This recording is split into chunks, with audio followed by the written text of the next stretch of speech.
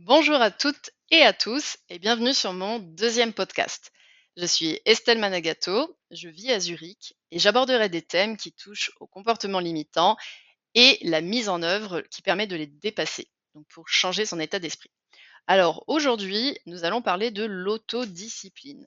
L'autodiscipline, c'est ce qui te permet de résister aux tentations, mais surtout d'atteindre tes objectifs à plus long terme.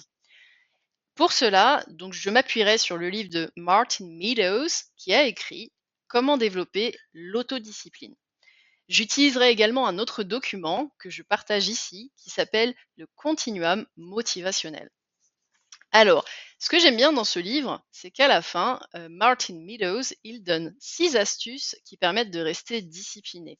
Je vais vous les résumer et puis je vais me permettre aussi de partager mon avis puisque j'en ai testé certaines et justement, je voudrais apporter un petit peu des éléments complémentaires, soit des limites justement, soit des bienfaits.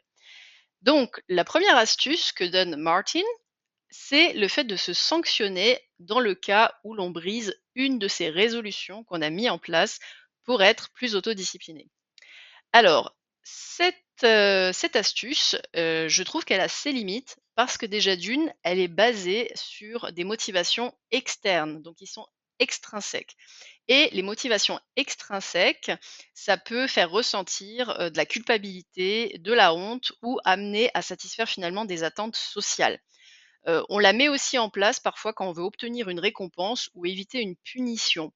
Donc le conditionnement qui est créé, il est punitif dans ce cas et personnellement, j'en suis pas tout à fait fan. Ça peut peut-être marcher, si on répète effectivement certains patterns où on a été habitué à être puni, pour tenir ses objectifs, mais je trouve que sur du long terme justement, ce n'est pas très sain. La deuxième astuce que donne monsieur Martin Meadows, c'est, on va dire, de créer des petits gains en se fixant de mini objectifs. C'est-à-dire de séquencer, en fait, son objectif long terme en petits objectifs qu'on peut atteindre, finalement, un peu tous les jours. Celui-ci, je le trouve très positif parce que finalement, il vient de nous, il est créé par nous et on peut, par exemple, justement décider de son rythme et aussi des rites qu'on veut mettre en place. Le troisième, c'est le fait de se préparer finalement pour faire disparaître la menace, donc de éventuellement mettre en avant la maîtrise de soi. Alors là, je dirais que c'est pas toujours évident parce que finalement, le changement étant permanent, c'est très dur de faire disparaître une menace et ou de tout prévoir. Le risque zéro n'existe pas, tout autant bien qu'on essaye de s'y rapprocher. Du coup, là où par contre je le rejoins quand même, la maîtrise de soi, ça peut passer par des exercices de respiration, ça peut passer par des exercices, sportifs, spirituels ou bien d'écriture, de lecture qui peuvent nous aider un petit peu à décompresser, à faire sortir un peu l'anxiété et donc à être un peu plus résilient lorsque certains événements désagréables nous arrivent. Je vous donne un exemple tout bateau. Vous voulez perdre un petit peu de poids, vous allez, voilà, vous avez commencé à manger plus de fruits et puis on vous présente un gâteau au chocolat. Eh bien, si vous restez, voilà, fixé sur votre objectif à vous dire: «Bon, je me suis fixé, voilà, de perdre un peu de poids, les fruits, c'est meilleur pour la santé, je refuse», effectivement, si vous vous préparez psychologiquement, ça vous permettra d'être plus fort pour refuser la tentation. Maintenant, encore une fois, c'est très personnel. Chacun a ses petits, on va dire, plaisirs et donc attention, ça a bien sûr ses limites. Donc l'avantage, c'est que ça permet de se fixer des objectifs réalistes. Si je vois que je craque à 4 reprises pour prendre du gâteau au chocolat, bah, c'est peut-être que l'objectif que je me suis fixé n'est pas réaliste.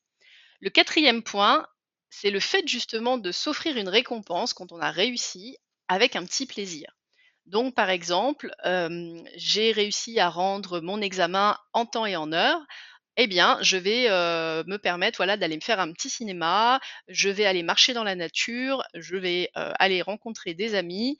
Ça, c'est toujours gratifiant parce que dans ce cas-là, ça permet de faire en fait un conditionnement, positif qui est basé justement sur le reward, donc sur le fait d'avoir des petites récompenses. Le cinquième point qui est mentionné par Martin Meadows, c'est associer des nouvelles habitudes avec celles qui existent déjà. J'ajouterais à ce point-là, qu'il faut associer, des nouvelles habitudes avec des habitudes dont on est déjà content et qu'on arrive à suivre. Si on rattache de nouvelles habitudes à d'autres qu'on n'arrive déjà pas à tenir, ça sera très difficile du coup, de pouvoir, mettre en place cette nouvelle habitude sur du long terme. Le cerveau de toute façon fonctionne par rapprochement avec des choses qu'il connaît déjà, donc bien entendu ce point 5 fait sens, ne serait-ce d'un point de vue physiologique et du fonctionnement du cerveau et de comment finalement les routes neurologiques sont créées, voilà, au sein de notre cerveau. Et le sixième point qu'il donne, c'est d'avoir un timing pour chaque tâche. Effectivement, si, on arrive à se faire un petit planning pour la semaine, en se disant: «Bah, là, il faudrait que je fasse telle tâche», déjà, en prenant un peu de recul, ça va nous permettre de voir si notre planning est irréaliste. C'est-à-dire, si j'ai prévu, 5 minutes pour finir mes impôts que je dois rendre dans une semaine, bien entendu, ça risque d'être compliqué. Donc peut-être il faut que je réorganise mon temps et que je vérifie quelles sont mes priorités. Et là, on revient à un de mes postes que j'avais cité, priorisation, focus, concentration. Ensuite, le timing, c'est quelque chose, voilà, qui permet vraiment d'avoir une vision globale de qui on est et de comment on mène sa vie. On voit si on n'en fait pas assez, ça nous permet de voir si on en fait trop, ça nous permet de mieux nous connaître sur le rythme et les rites qu'on a besoin de mettre en place. À quelle heure on voudrait se coucher? Si on se couche trop tard, est-ce qu'on veut, mettre en place une nouvelle habitude à 22h30?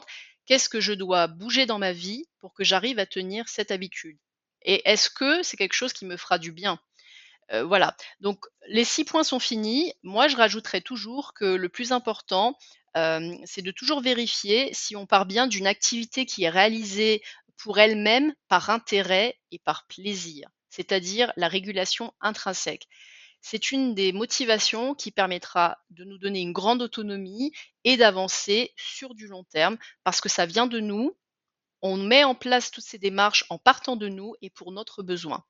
Ce qui nous permet après d'échanger avec autrui sur nos motivations de façon beaucoup plus convaincante. Voilà, eh bien écoutez, c'est fini. J'espère que ce podcast vous a plu et merci de votre écoute. À la semaine prochaine. Au revoir.